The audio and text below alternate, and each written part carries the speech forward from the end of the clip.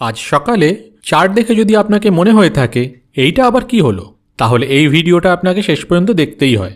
মাত্র একদিনের মধ্যে বিটকয়েন নেমে গেল $91,000-এরও নিচে। ইথেরিয়াম, সোলানা, এক্সআরপি সবাই লাল। প্রশ্ন হলো, হঠাৎ করে ক্রিপ্টো মার্কেটে এই চাপ কেন? কোনো হ্যাক নাকি হুয়েল ডাম্প, নাকি আবার এর পেছনে আছে আরও কোনো বড় গ্লোবাল গেম? চলুন ধীরে ধীরে সবকটা দেখে নিই আমরা। প্রথমেই যে বড় খবরটা আপনাদের কাছে আমি নিয়ে আসছি সেটা হলো ইউএস আর ইউরোপের মধ্যে নতুন করে ট্যারিফ টেনশন শুরু হয়ে গেছে। গ্রিনল্যান্ড নিয়ে রাজনৈতিক টানাপেরেন, আর সেখান থেকেই ইউএস ট্যারিফ দেওয়ার থ্রেড। শুনতে জিওপলিটিক্যাল লাগলেও এর ইম্প্যাক্ট সরাসরি পড়ছে ক্রিপ্টো মার্কেটে। এমন পরিস্থিতিতে ইনভেস্টার্সরা সাধারণত কি করে? তারা রিস্ক নিতে চায় না, মানে স্টকস, ক্রিপ্টো এসব থেকে টাকা বের করে সেফ জায়গায় নিয়ে যায়। এটাই হচ্ছে রিস্ক অফ মুভ। এর ফলাফলটা কি হলো? বিটকয়েন ইউরোপিয়ান ট্রেডিং আওয়ারে নেমে গেল $91,000-এরও নিচে। এখন প্রায় 2.5% ডাউন হয়ে ঘোরাফেরা করছে $91,000-এর আশেপাশে। এখানে প্রশ্ন হলো, বিটকয়েনকে তো ডিজিটাল গোল্ড বলা হয়, তাহলে এটা ভাঙছে কেন? উত্তরটা সিম্পল। যখন গ্লোবাল অপরচুনিটি বাড়ে তখন শর্ট টার্ম ট্রেডার্সরা বিটকয়েনকেও রিস্কি অ্যাসেট হিসাবেই দেখে। এবার অল্ট কয়েনের দিকে তাকাই। ইথেরিয়াম ডাউন প্রায় 3.4%, সোলানা প্রায় 3.6%, আর এক্সআরপিও প্রায় 2.7% নিচে নেমে গেছে।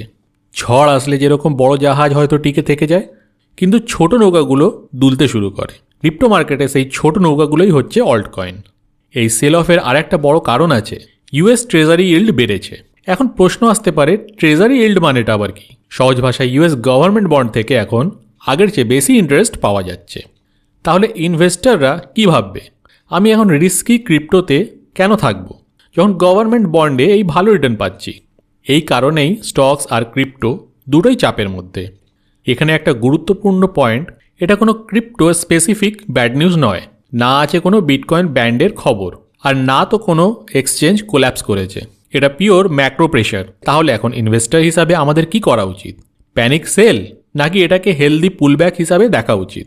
হিস্ট্রি দেখলে দেখা যায় বিটকয়েন অনেক সময় ম্যাক্রো ফিয়ারের সময় একটু পিছিয়ে যায়, কিন্তু লং টার্ম ট্রেন্ডে আলাদাই গল্প বলে।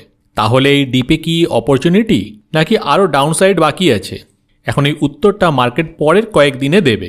স্পেশালি ইউএস ইল্ড আর জিওপলিটিক্যাল নিউজ কোন দিকে যায় তারই ওপর ভিত্তি করে। একটা কথা মনে রাখা দরকার, মার্কেট সবসময় স্ট্রেট লাইনে কিন্তু চলে না। কখনো কারেকশান আসে, কখনো ফিয়ার আসে, আর সেখান থেকেই কিন্তু ফিউচার ট্রেন্ড তৈরি হয়। আপনারা যদি ক্রিপ্টো মার্কেট বুঝতে চান নয়েজের বাইরে গিয়ে, তাহলে চ্যানেলে অবশ্যই চোখ রাখবেন। ভিডিওটা ভালো লাগলে লাইক করবেন।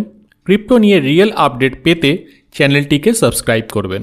আর কমেন্টে জানান যে এই ডিপে আপনি কি বাই করবেন নাকি ওয়েট অ্যান্ড ওয়াচ। তাহলে দেখা হবে নেক্সট ভিডিওতে।